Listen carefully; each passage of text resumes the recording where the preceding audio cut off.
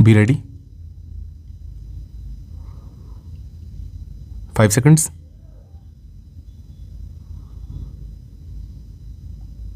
Start.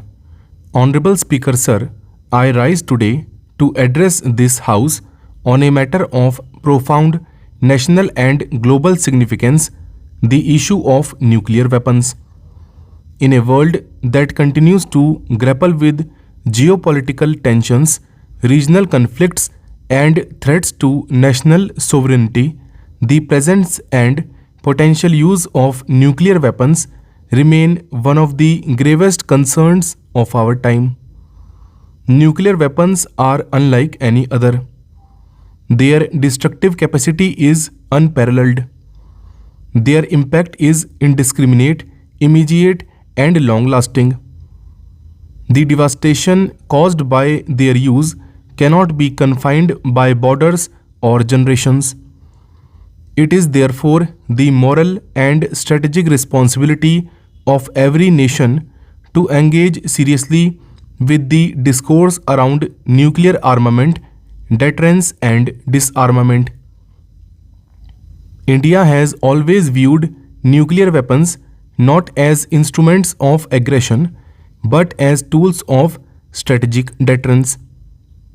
Our nuclear doctrine is guided by restraint, responsibility, and a deep respect for international peace and security.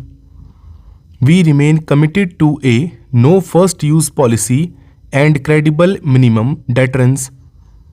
These principles underline India's status as a responsible nuclear power, one that recognizes the moral and ethical dimensions of possessing such capability. Our nuclear weapons are not aimed at any country but exist as a safeguard for our sovereignty and territorial integrity. This approach has earned India global respect and trust as a mature nuclear state. However, Honorable Speaker Sir, the global landscape is shifting. Despite the end of the Cold War, the threat of nuclear conflict has not receded. Instead, we are witnessing modernization of nuclear arsenals, the development of tactical nuclear weapons, and the weakening of arms control regimes. Treaties such as the Intermediate Range Nuclear Forces Treaty and concerns around the future of the New START Agreement have led to uncertainties in global nuclear governance. Furthermore, there remains nations that openly defy international norms, develop illicit capabilities, and pursue destabilizing doctrines. In such a context, India must remain vigilant and ensure that our deterrence posture is both credible and responsive. Domestically, it is vital that we continue to invest in the safety, security, and command and control infrastructure surrounding our nuclear assets. The protection of nuclear materials and technology from sabotage or terrorism must remain a top priority. India has maintained a robust security architecture, but as threats evolve in the cyber domain and beyond, we must constantly adapt and innovate. Capacity building, regular audits, international best practices, and a culture of safety must be institutionalized across all agencies dealing with nuclear technology. Transparency in protocols without compromising security enhances our global standing.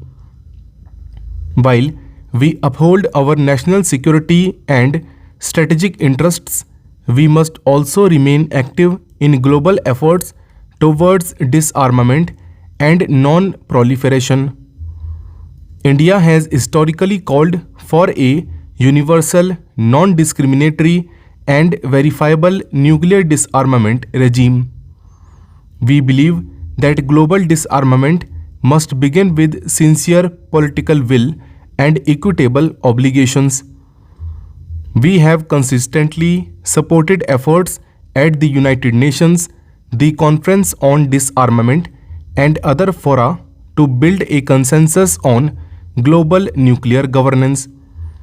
Our refusal to sign the Nuclear Non-Proliferation Treaty stems from its discriminatory nature, but our commitment to the principles of disarmament remains firm and unquestioned. It is also essential to build domestic resilience through research and education in nuclear science, international law, and strategic affairs. Our universities and think tanks must be encouraged to produce scholarship that threatens India's position in global nuclear discourse. The younger generation must be sensitized to both the dangers of nuclear weapons and the importance of diplomacy in preventing their use. Our national policies must nurture expertise in arms control, verification technologies, and treaty negotiations so that India continues to have a voice of leadership on these critical matters. Furthermore, our civil nuclear energy program must continue to evolve parallel to our defense strategy. Clean and sustainable energy from nuclear sources can reduce our carbon footprint, enhance energy security, and promote scientific progress. We must ensure that our civil nuclear initiatives remain separate from strategic capabilities but are pursued with equal vigor and international collaboration. Our success in this domain will enhance India's global leadership in climate diplomacy and sustainable development. India must also continue to play a constructive role in promoting global disarmament dialogues. We must call upon nuclear weapon states to fulfill their disarmament obligations under Article 6 of the Nuclear Non-Proliferation Treaty. India's long-standing proposal for a nuclear weapons convention should be reasserted at multilateral forums as a viable path forward for universal and verifiable disarmament. India has always maintained that global security cannot be built on the foundations of nuclear monopoly but must rest on mutual trust, equality, and responsibility. It is worth recognizing that nuclear security is not just a matter for governments, it involves civil society, academia, and the private sector as well. Public disclosure must be encouraged on the ethical, environmental, and humanitarian dimensions of nuclear weapons. A well-informed public can act as a safeguard against adventurism and advocate for long-term peace. Educational institutions should introduce modules on nuclear non-proliferation and international law to prepare future leaders with the knowledge and values to make sound strategic choices.